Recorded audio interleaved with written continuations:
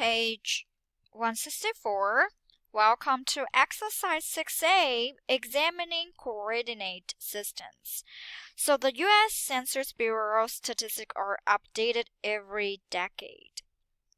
For this exercise, create a map of the United States that shows the change in population per square mile between 2000 and 2010.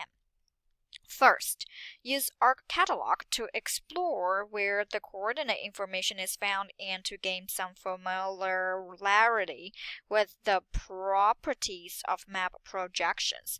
So we're going to go to Start and scroll down to ArcgCatalog 10.4. And since it's chapter 6, we're going to navigate to chapter 6.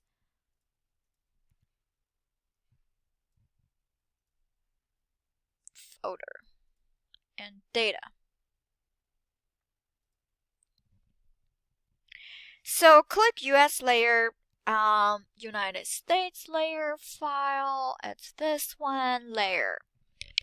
And we're going to click preview. So if you don't see file extension on the menu bar, we can look customize extensions, not this extension, customize our catalog options and file extension, click catalog options, checkbox, hide the file general, hide the file extensions, uncheck and hit OK. And now we see them, and even for contents we can see them. Okay. So the US states layer is symbolized using a color ramp that shows the change in population per square mile. In the last decade, wow. I didn't know that Utah and Nevada and New Mexico has that many people. Arizona has a lot of population. I thought those states might have a more population. That's interesting. So lighter green for smaller increases and dark green for larger increases. For increases. So now we can see Florida and Georgia, Texas. These areas are people are increases. But why not California? I thought a lot of people moved there. Maybe no water there. You may notice that the appearance of the United States is distorted. Its shape and areas may look strange compared to other maps you may have seen in an atlas or in a published map. This is because the data is being displayed according to its geographic coordinate system and not a common US map projection, such as Lambert conformal conic. Notice that the northern boundary of the United States, as known as 49 parallel, right here, parallel, is displayed as a straight line. Alaska has an east-western stretch that is not proportional, and Texas looks much smaller than its actual size. So, and then we're going to click the preview arrow.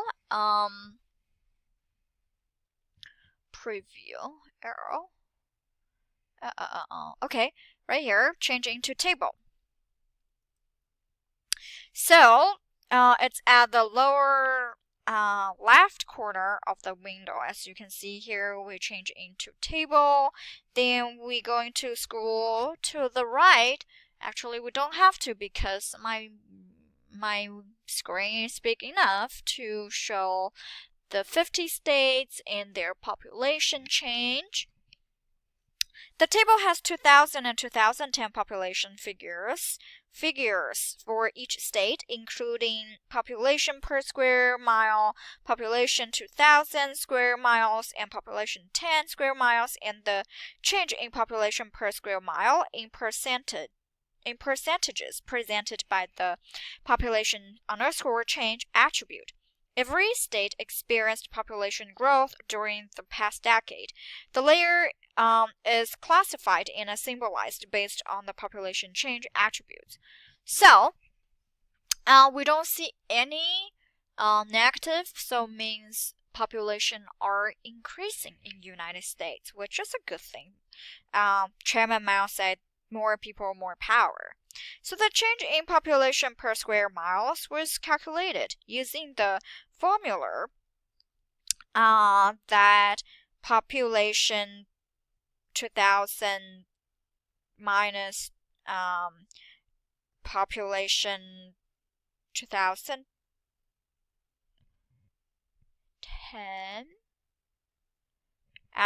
that's divided by the population of 2000, that times 100.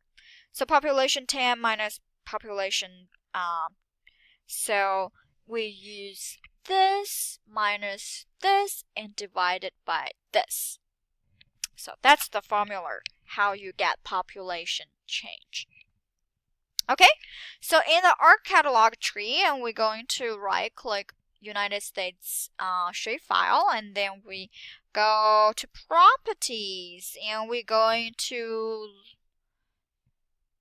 oh, where did the window go? Property. Okay, now XY coordinates, we're going to look the coordinates. So now this shapefile property dialog window shows that the current coordinate system is called GCS North American 1983. I'm going to highlight it for you right here. This is a common geographic coordinate system for spatial data covering the United States and is used by many data providers. The data it uses is called D North America 1983, NAT 1983, and the prime meridian is defined at 0 longitude. So we can see here 0 longitude, that which is the Greenwich. It is from this dialog box that the parameters of a coordinate system can be modified. However, you will not be modified this particular layer. So what are the angular units of this coordinates? So angular is degree. Angular units is degree. And what is the listed as the prime meridian? It's Greenwich. Prime meridian. Okay. Now we're going to move, there are 4 other shapefiles related to this exercises folder. Cities, latitude, longitude, Canada, Mexico, and lakes. The later 3 shapefile also have a corresponding layer file that contains a symbolization scheme and a path to the source data. You will view the properties of the first 3 layers. So we're going to do that. Canada, we have to hit OK first, and we can view their property, and we can go back to geography so that you can see better. And cities, US cities, and they have, this is 1984. So click to cancel this. We can hit OK, we can hit a cancel. Now, the shapefile property shows for the cities shapefile. Right click on it again. The shapefile property dialog shows that this layer has a geographic coordinate system called GCS/WGS 1984. The short form name is WGS 1984. It is another popular geographic coordinate system that is in wide use. Since it is different from the coordinate system of the US states layer. It may not align exactly. ArcMap, however, is designed to make it work. So what spheroid does this layer use? Spheroid? That's ArcgGIS16. That's the datum.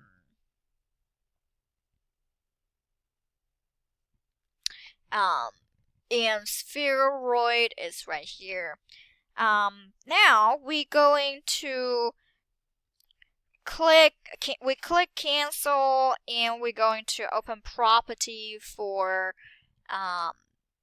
latitude and longitude, and we're going to see property. The shapefile property dialog box shows that this layer in the GSC North America 1983. So they are different.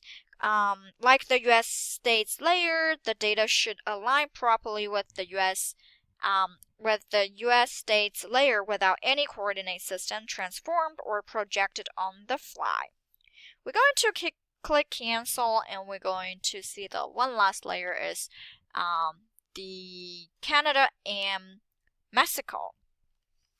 So now go to preview geography, and then we open this, and we right now the current coordinate system is unknown. In ArcGCatalog, the coordinate system information can be viewed in the data file property, but not in the related layer file if there is one.